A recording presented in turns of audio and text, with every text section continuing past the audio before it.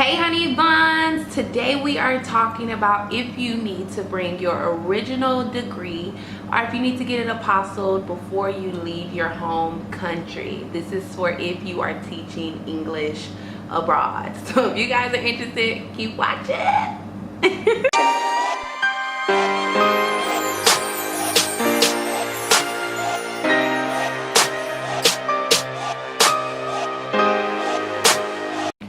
Hey honey buns, I'm the Courtney Williams. Welcome back to my channel. If you're new here, my channel is meant to document my journey as a makeup artist traveling around the world to inspire you guys to get your shit together. Amen, amen. Okay, so while we're getting our shit together all at once, I just wanted to do a quick video about bringing your original degree or getting an apostle before you actually leave your home country, only because I feel like I've been getting this question quite a bit in my comment section and I wanted to officially address it. So before we jump in, guys, remember I've only taught in Thailand and I've taught in Vietnam and I've taught in China online, which is different from teaching in China, you know, with actually like living in the country. So definitely take this as a, not like as a grain of salt, but keep that in mind when you're deciding to go to any places outside of that, because obviously I haven't been to like North Korea or other little places where it's like prominent for English teachers, so I can't really speak on how their documentation requirements are as far as degrees go and as far as, you know, getting it notarized before you leave. So for me, when I actually left America and I came to Southeast Asia, I didn't plan on teaching English. I literally kind of fell into this whole teaching English abroad realm. So I was so unprepared. Like I had nothing, okay? Like I didn't even have a degree. I didn't have my, well, I had a degree. I just hadn't received it in the mail yet. Like I had literally, you know, graduated fresh out of college and hopped on a plane like 6 months later, like, yeah, I'm leaving. So I hadn't actually received my diploma in the mail by the time I actually left the country. So when I did get it, I just sent my grandmother a message and I was like, can you send me my degree? Because by that time I was, you know, starting work with my first school in Thailand and they hadn't initially asked me for my documents, but I just wanted to, you know, like make sure I was prepared and things. So fast forward, working in Thailand, I never even needed any of my documents, and this isn't the same for everybody because I have had friends who are working in Thailand currently who have, you know, been submitted their official documents and things and were able to get their work permits. But for me and my situation, I just didn't do that.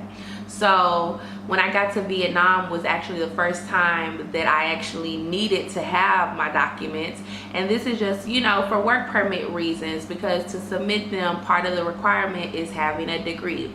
And since I did have the original document, all I had to do was go and get it notarized, and because I didn't get it notarized at home, I had to go to the US Embassy, which is my embassy. So if you're from another country, you would go to your country's embassy and get your documents notarized.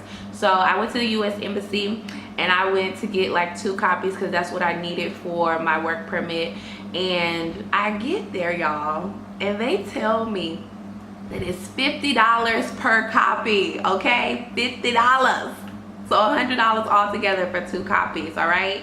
And I don't know about any other countries, but in America, I've never paid to get anything notarized, and that's just simply because there's so many options to like get your notarized documents for free. Like if you're a student at a university, you can go to your counselor, or you can just go to, you know, what is it? I can't even think of the name of the department, but if you ask around like in information of your school and find out, oh, do we do are there notaries on campus, you will most likely find a few.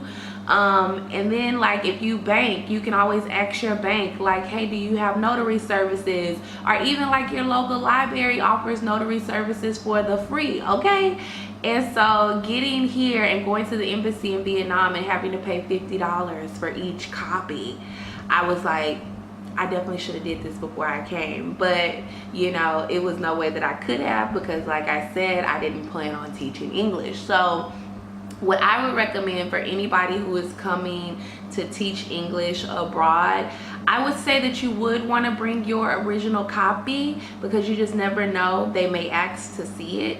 But you also want to make sure you get your copies made and notarized before you leave. It's just cheaper. Like, you can get it for free, or you can at least get it for way less than $50, okay? Like, you can. And I would just get a couple copies made, like anywhere from 3 to 4. Now, if you do plan on staying longer in you know, whatever country you decide to go to, then of course you will eventually probably have to go to the embassy for, you know, whatever school, just to kind of keep it updated, because most of the time they do want documents notarized or things within like the last 6 months. I've been finding that to be like a trend, like even like background checks, thing, you know, stuff along that lines. Now, as far as how lenient they will be, that's just really dependent on where you're at, what school you at, and all that kind of jazz. But as a rule of thumb, I would definitely say bring your original copy, but also bring a few copies already notarized, just so you can save yourself some money, okay? All right, honey buns, so today it was quick and easy, and this is it. I hope this video helps you guys. If it did, make sure you leave a comment down below. Share this video with somebody else you think is interested in teaching English abroad and trying to get started in the process. And as always, remember, people will stay and make it worth their while. See you guys later. Bye.